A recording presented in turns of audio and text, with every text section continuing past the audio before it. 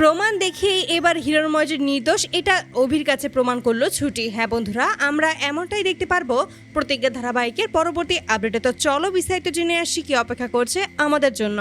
অভির সিদ্ধান্ত নেয় যে এবার যেভাবেই হোক না কেন হিরণময়ের কাছে তার মেয়ে যে এভাবে এই বাড়িতে এসে এই সমস্ত কীর্তি করছে এই সমস্ত কিছুই এবার সে জানিয়ে দেবে। আর ঠিক তখনই ছুটি বারবার করে তাকে বারণ করে, কিন্তু অভি তার কোনো বারণ শুনতে রাজি হয় না। তখনই বলছে আমি যেটা সিদ্ধান্ত নিয়েছি ঠিক সেটাই হবে। আমি চাই যে ওনার একবার জানা উচিত যে ওনার মেয়ে এভাবে কেন এই বাড়িতে পড়ে থাকবে। তুমি বুঝতে পারছো না ছুটি, পরবর্তীতে যদি কোনো সমস্যা হয় তখন তো আমার ওপর দোষারোপ করবে, আমার ওপর আঙুল তুলবে যে আমি ইচ্ছে করে ওনার মেয়েকে এই বাড়িতে আটকে রেখেছি। আর ওই যে ঝুমকি, সে তো কোনো দিনও নিজ থেকে একটা কথাও বলবে না। এই সমস্ত যদি কথা ওঠে তাহলে সে এটাই বলবে যে হ্যাঁ আমি সত্যি ওকে আটকে রেখেছিলাম। তুমি এই আইনের মারপ্যাচ বোঝো না, তাই তুমি এই ব্যাপারে কথা বলতে এসো না প্লিজ। আর তারপর জোর করেই অভি ছুটির কাছ থেকে ফোনটা নিয়েই হিরণময়ের কাছে ফোন করে সবটা জানিয়ে দেয়। এতে করে তখন ছুটি বলছে এই কাজটা একদম ঠিক হলো না, আমার মনে হচ্ছে নিশ্চয়ই কোনো ঝামেলা রয়েছে। আর তখনই অভি বলে যে কোনো ঝামেলা নেই, আমি যেটা করেছি একদম ঠিক কাজ করেছি। তখনই ছুটি বলছে কিন্তু কেন যেন আমার মনে হচ্ছে যে এই সমস্ত কাজ হিরণময় আঙ্কেল করতে পারে না, অন্য কেউ করেছে আপনাকে ফাঁসানোর জন্য আর এই সমস্ত কিছু করার জন্য। তাই আমার বিশ্বাস যে এবার যে করেছে সে নিশ্চয়ই ধরা পড়বে।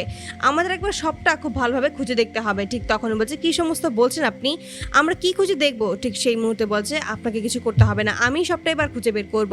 আর তার জন্য বাড়ির সমস্ত জায়গায় খুঁজে থাকে যে আসলে সেদিন কি হয়েছিল, কিভাবেই বা অভির গাড়িতে ওই লোকটা উঠেছিল। ঠিক তখনই অভিকে হঠাৎ করে জিজ্ঞেস করেছে আপনি একটা কথা বলুন তো, আপনি যখন গাড়িটা নিয়ে চলে যান তারপরে মাঝখানে কি কোথাও থেমেছিলেন বা গাড়ি থেকে নেমে কোথাও গিয়েছিলেন? ঠিক তখন জানা যে না, আমি গাড়ি থেকে কোথাও নেমে যাইনি এবং গাড়িটা আমি এক নাগাড়েই চালিয়ে গিয়েছিলাম। আর তখনই ছুটি বুঝতে পারে তার মানে এটা আগে থেকেই ওই লোকটা অভির গাড়ির পেছনে বসেছিল। তবে এটা যে তাদের বাড়ি থেকেই করা হয়েছে এটা খুব ভালোভাবে বুঝতে পারে, কারণ তো অভি তাদের বাড়ির ভেতর থেকেই ওই গাড়িটা নিয়ে বেরিয়েছে। ঠিক সেই মুহূর্তেই পার্কিং লটে এসে হাজির হয় এবং সেখানে এই সমস্ত জায়গা খুব ভালো করে খুঁজে থাকে। ঠিক সেই মুহূর্তে এক পর্যায়ে একটা ব্রেসলেট খুঁজে পায় আর এতে করে অবাক হয়ে যায় অভি। আর তখনই ছুটি বলছে দেখেছেন এটা খুব ভালোভাবেই দেখুন, আমার মনে হচ্ছে এখানে যে এসেছিল যে লোকটা আপনাকে কিডন্যাপ করতে চেয়েছিল সেই লোকটার হাতে এই ব্রেসলেটটা ছিল আর নিজের অজান্তেই ওই ব্রেসলেটটা নিচে পড়ে গেছে, সেটা সে নিজেও বুঝতে পারেনি।